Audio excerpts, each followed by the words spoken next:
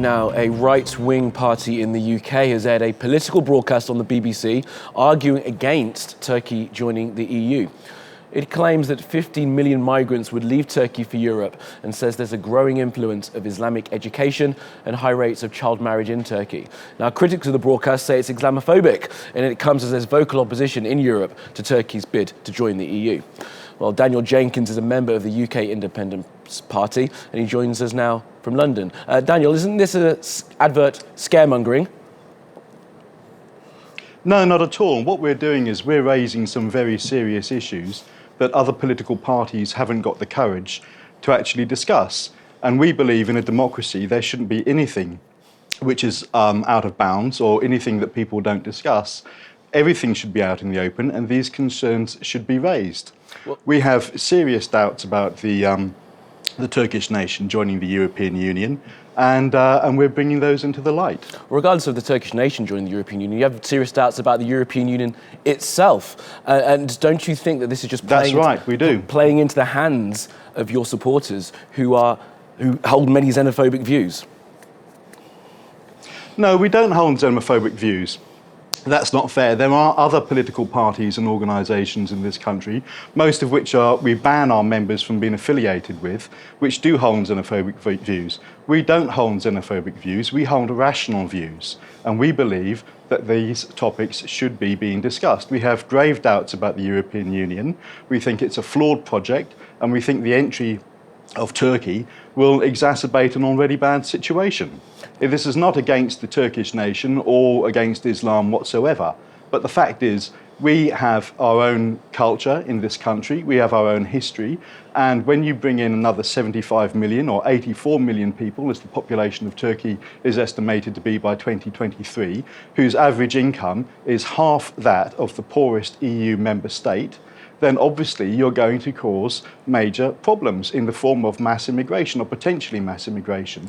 We were told when the Eastern Bloc countries, former Soviet bloc countries, joined the European Union that the migration would be very small and it wouldn't really have any effect. Actually, immigration has been huge and it's had a major effect, and it's lowered the standard of living of many British families. And we're concerned about this, and we're going to discuss this, rightly so. And Daniel, Daniel Jenkins, that is your opinion. And of course, immigration has had a great benefit to the UK and to many countries where migrants have moved around the world. Now, but aren't you risking? No, that is not. I'm sorry. That is not just my opinion. I'm sorry. That was actually the governor of the Bank of England who admitted that the immigration that we've had in the last few decades has had a detrimental effect on the living standards and take-home pay of British working-class families. So I'm not going to have that. But there are many benefits of migration, Daniel, as you can well accept, and you will, of course, have to admit that there are. Of course, and we do accept that. A multitude of course of benefits we do. Of migration. There are many benefits of immigration, but they outweigh when you have an open-door policy and you have mass immigration. That creates a lot of social problems. And if Turkey was to become a member of the European Union, this would mean effectively that the borders of the European Union would then be with Syria, Iraq and Iran. And we have doubts about the nature of the Turkish state as it is at the moment. I mean, let's be clear. Turkey has a fantastic history, a wonderful history, and has contributed a huge amount to the world, and was a leading secular state under its founder, Kemal Atatürk, who did wonderful work. But in recent years, under the AKP, it's begun to slide back into a more Islamic and less democratic state, and that's part of the concern that we have with Turkey. It's still a secular state, and just in your ad, you mentioned that only 1 in 5 of Turks are Christian. Why is that? 1 in 500, sorry, are Christian. Why is that important? And isn't that just Islamophobia? No, it isn't Islamophobia, it's a simple fact. At the end of the 19th century, the ad states that approximately 20% of the population of Turkey was Christian, and this has now dropped down to 0.2%, which is a huge decline in the Christian population. And there is a fear in countries that have a Christian heritage, such as Britain, that Christians are persecuted in Islamic countries. And this would suggest that for whatever reasons, the Christian population But Christians aren't persecuted here in Turkey, Daniel. And, well, there is a feeling that Turkey is becoming more Islamic and has become less democratic in recent years, and this has made minority groups, such as the Kurds and Christians, feel they're not being able to participate in the mainstay of the country, the main debate. But I don't want to get sidetracked into that. We simply raised a clear fact. The fact is, at the end of the 19th century, 20% of the population of Turkey was Christian, and today it's 0.2%. And I don't want to get drawn into going into all the details of Turkish history and why that is, but that is the fact. That's what's occurred. And Daniel, let's just take a step back now from this advert and have a think about what is actually happening here. Aren't you playing into the hands of organisations like Daesh who want to create an other, an Occidental, an East versus West? Aren't adverts like this playing exactly into their hands in creating more violence?